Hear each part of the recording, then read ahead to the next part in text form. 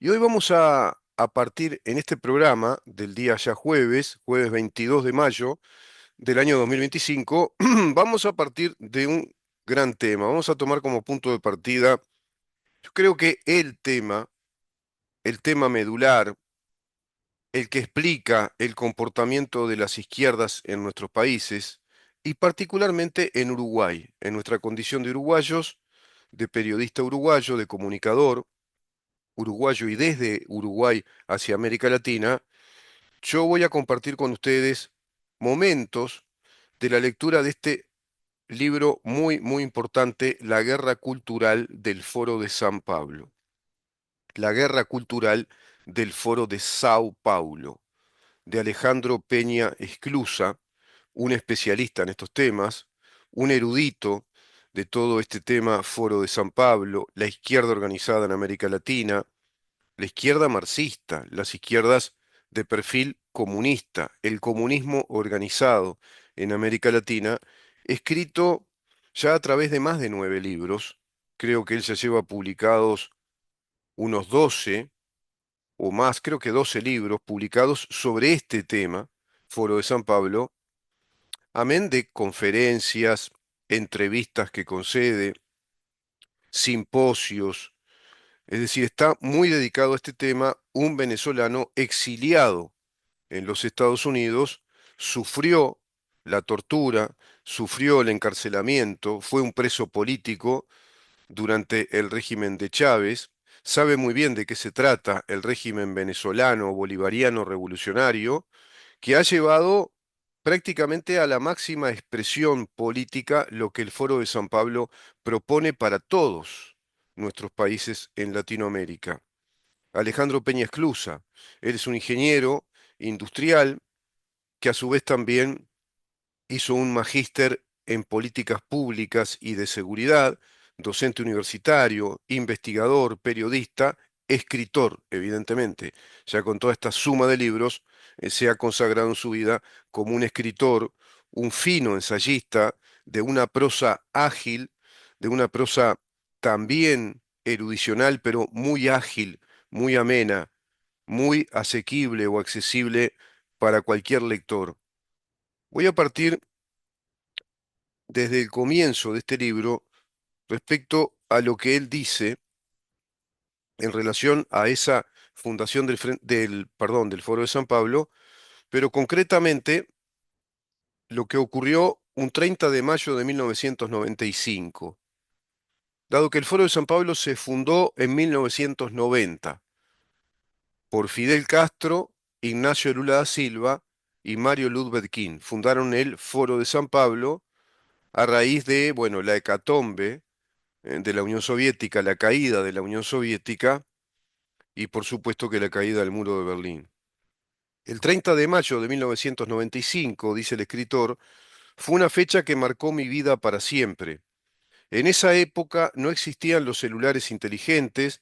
ni se leían las noticias por internet, así que, como todos los días, caminé hasta la venta de periódicos de la esquina y compré los 4 diarios de mayor circulación. Sentado a la mesa de la cocina, comencé a pasar las páginas. A los pocos minutos, el corazón me dio un vuelco. Mientras leía un cable de Associated Press, proveniente de Montevideo, en el cual se informaba que Hugo Chávez se había inscrito en el Foro de Sao Paulo, entidad que sostenía el quinto encuentro en esa ciudad. El Foro de San Pablo, año a año, va desarrollando lo que ellos consideran encuentros, que son grandes encuentros de todas las izquierdas marxistas que están alineadas al Foro de San Pablo, que integran el Foro de San Pablo, y van itinerando en distintas ciudades, desarrollando esos grandes encuentros exactamente del mismo modo como se hacían los grandes encuentros de las juventudes comunistas desde la Unión Soviética o los grandes encuentros que se hacían año a año en aquellas convenciones de la Internacional Comunista irradiada desde la Unión Soviética. Año a año habían precisamente encuentros internacionales, convenciones de la Internacional Comunista en distintos países del Pacto de Varsovia, también en Cuba, y se desarrollaban también en algunos países de Europa Occidental. Y en esas convenciones, bueno, participaban figuras relevantes de la izquierda marxista uruguaya, del Partido Comunista en el Uruguay, como fundamentalmente Ronnie Arismendi, por ejemplo, Jaime Pérez también, y así tantos integrantes del Partido Comunista que iban a esas convenciones, también integrantes de la Unión de Juventudes del Partido Comunista, de la UJC, es decir, la Unión de Juventudes Uruguayas Comunistas. Lo cierto es que esa estructura de la internacional que va alimentando ese fuego doctrinario, ideológico en las masas militantes que participan activamente en talleres, en conferencias, convenciones, pero sobre todo en esos talleres de trabajo en los cuales metódicamente y de modo cotidiano van militando y trabajando en pos de esta ideología, tienen un mega encuentro, un gran encuentro internacional, que son esos eventos que mezclan también lo turístico, la confraternización, pero sobre todo el enorme intercambio de información concentrada de cada uno de los países de los cuales forman parte esas organizaciones marxistas. Son mega encuentros donde ahí hay, bueno, un enorme tráfico de información de todas las cosas que van sucediendo en cada país, y es desde ahí que obtienen los insumos informativos, la materia prima, para elaborar la estrategia hacia el año siguiente, haciendo la evaluación del año ya transcurrido. Quiere decir que esa información, al momento de esos eventos, de estos encuentros, ya está entregada, ya está, digamos que traficada con previa antelación para tener los elementos suficientes y que cada representante de las delegaciones marxistas, comunistas, socialistas, populistas de nuestros países den informes completos públicamente respecto a lo que está sucediendo a nivel político, a nivel estratégico, y en qué status quo se encuentra esa coalición de izquierda, esos partidos de izquierdas marxistas fundamentalmente, ¿no? De perfil marxista, marxista-leninista, marxista-trotskista, marxista-castrista, y fundamentalmente ya a partir de 1990 en adelante, marxistas pro Foro de San Pablo. No podía creer, claro, este señor ver que Chávez se iba a integrar a esta internacional. Y es ese Chávez que va a ganar las elecciones en 1998, cumpliendo con los planes del Foro de San Pablo en rigor. Yo era uno de los pocos venezolanos que conocía de la existencia de esa organización, dice el escritor Alejandro Peña Esclusa, creada en 1990 por Fidel Castro y Lula da Silva, con el propósito de reorganizar los movimientos de izquierda de Iberoamérica, que habían quedado huérfanos después de la caída del muro de Berlín y de la desintegración de la Unión Soviética. A la convocatoria acudieron originalmente 68 fuerzas políticas pertenecientes a 22 países latinoamericanos y caribeños, pero la membresía fue creciendo con el paso de los años. Claro, al cabo de los años, esa membresía creció y hoy por hoy abarca a toda América Latina y el Caribe, e inclusive el Foro de San Pablo ha construido organismos internacionales continentales, como por ejemplo la CELAC, como por ejemplo la UNASUR.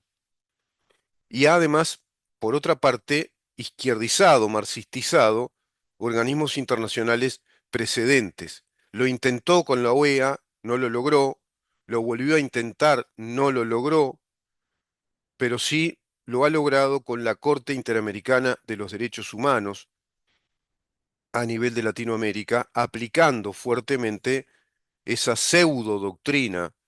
jurídico, digamos, internacional o jurídica internacional de los derechos humanos a partir de la figura penal de la desaparición forzada, a la cual le aplican retroactivamente sus efectos jurídicos, como sucede en nuestro país, de modo aberrante desde el punto de vista jurídico, desde el punto de vista de los principios jurídicos del derecho penal. No se admite, por una razón clave, que es otro principio, no se admite la retroactividad de la ley penal o la tipificación penal que no existía en el pasado. No se puede aplicar hacia una época una norma que era inexistente bajo el principio ancestral universal que sostiene el derecho penal de nula pena en nulla legem, es decir, nula pena sin en legem. No hay pena si no hay ley que se pueda aplicar, que si no hay ley vigente en ese momento que pueda aplicarse. Principio de legalidad, por un lado, nula pena sin en legem, no hay penalidad, no hay posibilidad de penalizar a alguien si no hay ley que establezca que esa conducta es punible. Ese principio romano, del derecho romano, se aplica internacionalmente, universalmente, desde, bueno, desde muy antiguo y constituye los principios jurídicos de nuestros códigos penales y de los códigos de proceso penal, de la doctrina y de la jurisprudencia dentro del derecho penal, al extremo de que se lo consigna y es una disposición de las disposiciones generales claves del Estatuto de Roma, artículo 24, tema que vamos a conversar mañana también, dando un informe creo yo que va a ser muy completo, sintético, pero muy orgánico con el Guardián de la República respecto a los disparates que se están aplicando acá en Uruguay en relación a los llamados crímenes de lesa humanidad o de terrorismo de Estado a través de una fiscalía letrada especializada en esos crímenes cometidos en un periodo de la historia, 1973 a 1985, periodo de la historia en el cual los crímenes de lesa humanidad como tales, el elenco de las figuras de crímenes de lesa humanidad, de desaparición forzada, de terrorismo, que están tipificados por el Estatuto de Roma, no estaban legislados en aquel entonces. No existían como figuras penales tipificadas a texto expreso desde el Estatuto de Roma, que es donde nace todo ese elenco de delitos de lesa humanidad, delitos de terrorismo, delitos de guerra, crímenes de guerra, genocidio, agresión, todos esos elencos que son una lista enorme de tipificaciones penales, es decir, de acciones que están tipificadas como delitos, bueno, entran en vigor, de acuerdo al Estatuto de Roma, que fue fundado en 1998, el Estatuto de Roma entra en vigor un 1 de julio del 2002. Pero a su vez, las disposiciones legales penales del Estatuto de Roma entran en vigor en cada uno de los países que suscriben a ese estatuto a la fecha en la cual ese país suscribe al estatuto, es decir, se integra al Estatuto de Roma. Esa es una de las limitaciones que tiene la Corte Penal Internacional, ese es el Estatuto de Roma. Bueno, comienza a aplicarse la tipificación penal de esa Corte Penal Internacional ante los países que se suscribieron al Estatuto de Roma. Y una vez que lo hacen, recién entran en vigor, a su vez, recién entran en vigor todas estas tipificaciones penales, estas normas penales del Estatuto de Roma, a partir de la elaboración y la promulgación de leyes interpretativas a nivel nacional de ese elenco de tipificaciones penales. Y en Uruguay eso se lo hace recién en el año 2006. Uruguay en el 2006 tipifica el elenco de los delitos de lesa humanidad, delito de terrorismo, etcétera, como delitos cuya naturaleza es imprescriptible. ¿Qué quiere decir esto? Que esos delitos, una vez que entraron en vigor, una vez que fueron figuras penales legisladas y promulgadas, es decir, tomaron estado público, se legislaron, se sancionó la legislación de esa ley y luego se la publicó, entran en vigor y a partir de que entran en vigor en esa fecha, a partir de esa fecha, en este caso 2006, ad perpetuum, hacia futuro, no prescriben, hacia el futuro, no prescriben. Pero todas estas figuras delictivas, de acuerdo al artículo 24 del Estatuto de Roma, no tienen aplicación retroactiva, por el principio precisamente de la no retroactividad de la ley penal inexistente en ese tiempo, la ley que no existía en el pasado, no se puede aplicar por un principio de seguridad jurídica y por el principio de seguridad jurídica y de legalidad. Tiene que existir una norma vigente para que se aplique una figura penal sobre determinadas acciones. Y no se puede aplicar una norma penal vigente desde un futuro hacia un pasado. Si se considera que esa norma penal admite una figura delictiva muy grave, como en este caso crímenes de lesa humanidad, bueno, es imprescriptible hacia el futuro, no prescribe, no caduca, no termina, a partir de que entró en vigor, pero no hacia el pasado, hacia el futuro. Todo esto, todo este mamarracho, mal interpretado por la Fiscalía de Lesa Humanidad en Uruguay, que aplica retroactivamente figuras penales que no existían, que las aplica a personas que están protegidas por una situación jurídica determinada de modo perpetuo por una renuncia procesal, como así lo formula la ley de caducidad, bueno, hoy por hoy son presos políticos y eso es una acción política clave, perdón, y clara de la estrategia del Foro de San Pablo. Desestabilizar la institucionalidad de nuestras democracias es una de las consignas, desestabilizar el régimen institucional, desestabilizar al sistema político institucional de nuestros países democráticos. Todo esto lo encontrás en este libro, realmente muy importante, un libro clave para mí, La guerra cultural. Creo que la expresión es clarísima, ¿no? Ya no hablemos de batalla cultural, pues la batalla es un escenario en un marco más complejo y más amplio que es la guerra. La guerra tiene distintas batallas. En verdad, en este mundo y en nuestro país estamos en una guerra cultural, porque están en guerra dos modelos culturales, y en el sentido incluso de cultur con K, en el sentido de civilización, en el sentido germano, si vos querés, en el sentido de la expresión o del vocablo alemán Kultur, o que quiere decir civilización, o Kulturenzen, que quiere decir civilización, más que cultura como comprendemos nosotros el término cultura. En términos de civilización hay una guerra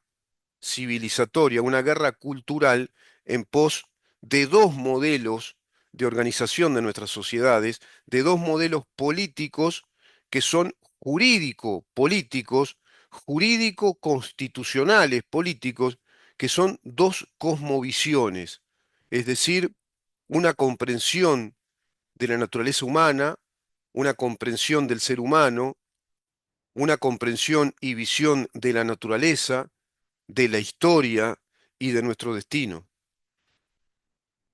El marco en el que se fundó el Foro de San Pablo en 1990 estuvo signado por el estrepitoso fracaso del comunismo, dice este autor, en el primer capítulo que se intitula El Foro de Sao Paulo después de 30 años. Después de 30 años, ya crecido, ya con toda América Latina y el Caribe prácticamente tomada, y se va a dar un proceso muy particular. En un momento determinado de la historia de nuestro continente, prácticamente todos nuestros países, sincrónicamente, estuvieron gobernados por fuerzas integrantes del Foro de San Pablo, estuvieron gobernados por expresiones políticas marxistas con todo el abanico que ello implica, marxistas gramscianas, marxistas culturales, marxistas trotskistas, marxistas leninistas, marxistas castristas, marxistas bolivarianas pro Foro de San Pablo. En ese entonces una gran cantidad de gobiernos y de agencias de seguridad consideraron equivocadamente que la amenaza comunista había sido derrotada de forma definitiva, cuando había caído el muro de Berlín, cuando cayó la Unión Soviética. Por tanto, según esta apreciación, ya no hacía falta tomar medidas preventivas contra ese flagelo, como aquel libro, ¿no? El fin de la historia. que celebraba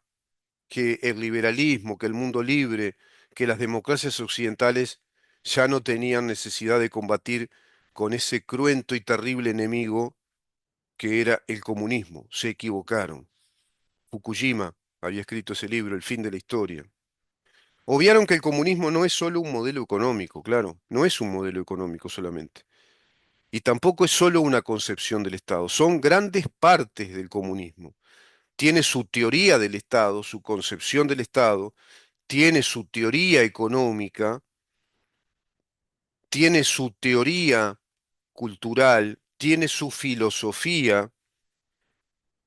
sino que en verdad el comunismo es una cosmovisión, es decir, una visión de la naturaleza del hombre, de la historia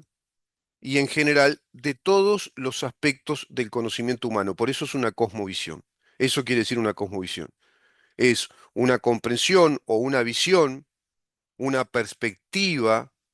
pero es una perspectiva muy orgánica, una perspectiva filosófica de la condición del ser humano, de la naturaleza del ser humano, de la naturaleza de su historia, de la proyección hacia el futuro, y es una visión general, una comprensión general de todos los conocimientos, de todos los aspectos del conocimiento humano. Lo mismo es el liberalismo. El liberalismo original, el de verdad, el liberalismo radical, el sistema filosófico, epistémico y científico que abarca también lo mismo, su teoría de Estado, sus teorías de gobierno, su concepción jurídico-constitucional, su teoría económica, pero también la comprensión y la visión de la naturaleza del ser humano, de la naturaleza de la historia, de la naturaleza de las cosas y una visión general de todos los conocimientos del ser humano. Por eso están en lucha, hay una guerra cultural entre la concepción liberal de la condición humana y de su historia y la concepción comunista de la realidad humana y de su historia. Eso es lo que está planteando el Foro de San Pablo en América Latina. No es cualquier cosa, es el nudo gordiano de lo que estamos viviendo en Uruguay y en todos nuestros países.